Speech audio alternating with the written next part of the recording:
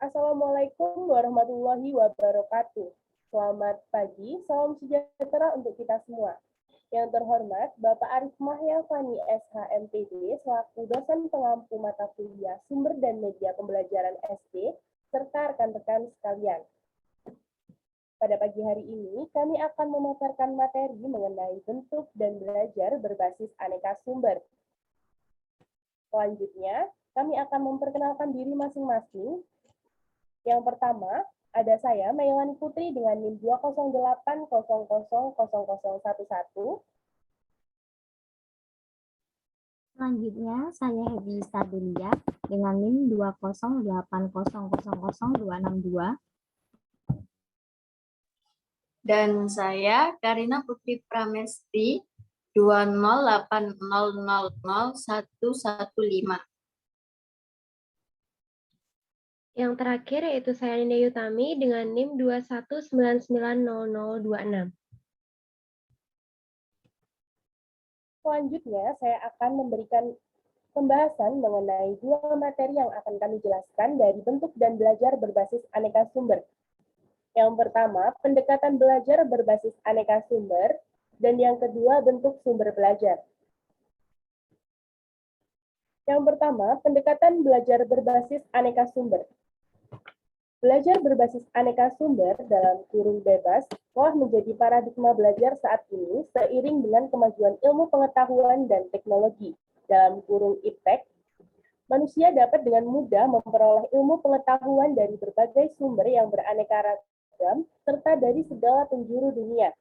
Dalam upaya mewujudkan masyarakat belajar dalam kurung learning community, inilah yang harus diciptakan kondisi sedemikian rupa yang memungkinkan peserta didik memiliki pengalaman belajar melalui berbagai sumber, baik sumber yang dirancang, by design, maupun yang dimanfaatkan dalam kurung by utilization untuk keperluan pembelajaran.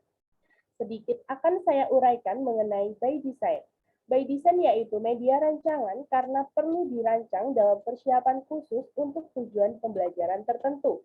Contohnya, grafis, model, modul, jaringan, multimedia, dan komputer interaktif. Untuk selanjutnya, by utilization. By utilization yaitu media tanpa rancangan karena sudah merupakan komoditi perdagangan dan terdapat di pasaran dalam keadaan siap pakai.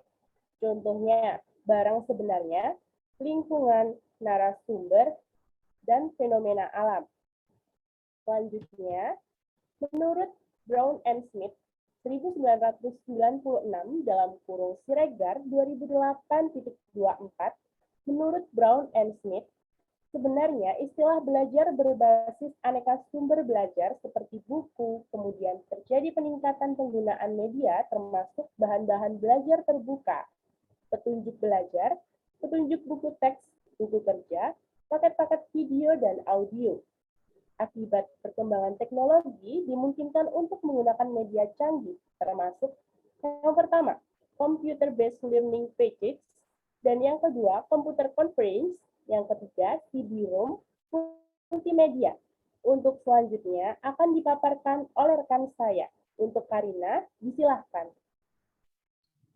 Oke, saya ambil alih. Yang keempat, ada computer mediated discussion groups. Yang kelima, ada interactive video disc. Yang keenam, ada material on the World Wide Web. Dan yang terakhir, ada telekonferensi, video konferensi, and telematic. Next. B. Bentuk sumber belajar. Pada hakikatnya, sumber belajar begitu luas dan kompleks. Lebih dari sekedar media pembelajaran. Segala hal yang sekiranya diprediksikan akan mendukung dan dapat dimanfaatkan untuk keberhasilan pembelajaran dapat dipertimbangkan menjadi sumber belajar. Adapun klasifikasi bentuk-bentuk sumber belajar menurut AICTE adalah sebagai berikut. Yang pertama, pesan, yaitu informasi yang ditransmisikan oleh komponen lain dalam bentuk ide, fakta, seni, dan data. Yang kedua, orang bertindak sebagai penyimpan, pengolah, dan penyaji pesan. Dalam kelompok ini, misalnya guru, tutor, peserta didik, tokoh masyarakat yang mungkin berinteraksi dengan masyarakat. Selanjutnya akan dijelaskan oleh rekan saya, Happy Gista.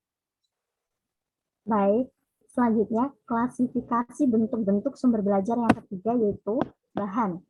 Bahan yaitu perangkat lunak yang mengandung pesan untuk disajikan melalui penggunaan alat ataupun dirinya sendiri. Misalnya translasi, slide, audio, video, buku, majalah, dan lainnya. Yang keempat yaitu alat. Alat adalah perangkat keras yang digunakan untuk menyampaikan pesan yang tersimpan dalam bahan. Misalnya slide proyektor, videotape, pesawat radio, dan televisi. Dan yang kelima, teknik, yaitu prosedur atau acuan yang disiapkan untuk menggunakan bahan, peralatan, orang, dan lingkungan untuk menyampaikan pesan, seperti belajar sendiri, simulasi, demonstrasi, dan tanya jawab. Yang terakhir, yaitu lingkungan. Lingkungan merupakan situasi di sekitar di mana pesan disampaikan. Lingkungan bisa bersifat fisik, seperti gedung sekolah, perpustakaan, laboratorium, studio, auditorium, museum, taman, dan lingkungan non-fisik atau suasana belajar. Next. Semua jenis sumber belajar yang memang sesuai, namun perlu dipertimbangkan dalam memilihnya, sehingga dapat tercapainya pembelajaran yang lebih baik. Adapun kriteria umum yang harus digunakan dalam memilih jenis sumber belajar sebagai berikut. 1. Ekonomis. Pengadaan sumber belajar yang bisa dimanfaatkan dalam jangka panjang akan lebih ekonomis karena tidak akan mengeluarkan banyak dana dalam waktu singkat. Yang kedua, praktis dan sederhana. Tidak memerlukan pelayanan yang menggunakan keterampilan khusus atau rumit agar tidak menghabiskan waktu dan dana yang cukup besar. Dan yang ketiga, mudah diperoleh. Sumber belajar hendaknya bisa didapatkan dengan mudah. Untuk selanjutnya akan disampaikan oleh rekan saya, Nindya. Baik, terima kasih. Selanjutnya, kriteria umum yang harus digunakan dalam memilih jenis sumber belajar yang keempat, yaitu bersifat fleksibel atau tidak monoton dan tidak kaku. Kemudian yang kelima, komponen-komponen dalam pemilihan jenis sumber belajar itu harus sesuai dengan tujuan pembelajaran di kelas. Next. Tujuan adanya sumber belajar yakni sumber belajar untuk motivasi, sumber belajar untuk tujuan pengajaran, sumber belajar untuk penelitian, sumber belajar untuk memecahkan masalah. Pemanfaatan sumber belajar yang baik dengan penggabungan berbagai macam sumber diharapkan akan menghasilkan kegiatan belajar yang lebih maksimal. Banyak orang beranggapan bahwa untuk menyediakan sumber belajar menuntut adanya biaya yang tinggi dan sulit untuk mendapatkannya. Padahal, dengan berbekal kreativitas, guru dapat membuat dan menyediakan sumber belajar yang sederhana dan murah. Baik, sekian presentasi dari kelompok kami. Apabila terdapat kesalahan, baik dalam penyampaian materi ataupun kata-kata, kami mohon maaf, dan kami sampaikan terima kasih, dan kami tutup dengan wassalamualaikum warahmatullahi wabarakatuh. Salam sejahtera bagi kita semua. Shalom, nama budaya, salam harmoni.